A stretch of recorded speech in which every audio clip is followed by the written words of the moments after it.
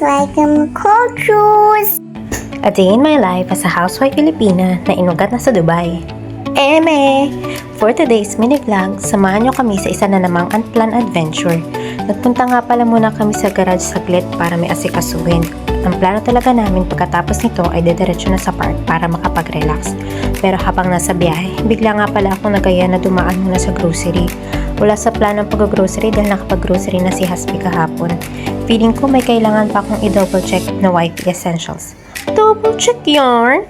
Buti na lang laging niya si Hasbi sa aking mga biglaang errands. Thank you Hasbi sa pagiging laging G, as in Sarah G. At dahil mabait si Hasbi, pinagbigyan naman niya ang piling ni wifey. Akala ko sa park ang tuloy, sa grocery pala ang bagsak. Kaya heto, back to the supermarket na naman tayo.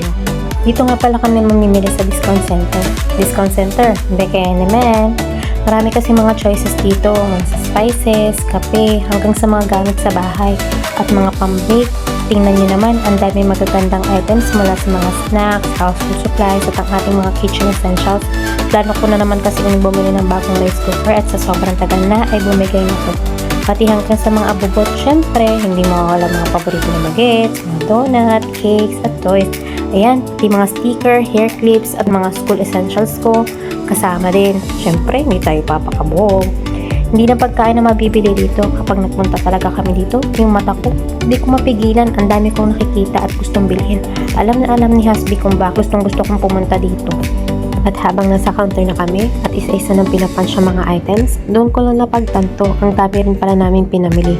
Akala ko kasi kaunti lang ang idadagdag ko, pero napuno na naman ang cart. Tingnan nyo naman, halos hindi na magkasya sa counter. Pero alam nyo, kahit nakakapagod, ang biglang grocery lang na ito, nakakawala ng stress pag nakikita mong puno ang pantry at kompleto na naman ang stocks para sa pamilya. Sobrang saya ng aking heart. Worth it lahat ng pagod. And that's it for our unplanned grocery vlog. Kahit wala sa budget at plano, basta para sa pamilya, go, go, go! Thank you for watching, and don't forget to like and subscribe for more mini vlogs. See you on the next one. Bye! Asaka la sinaka! Thank you for watching. Mwah.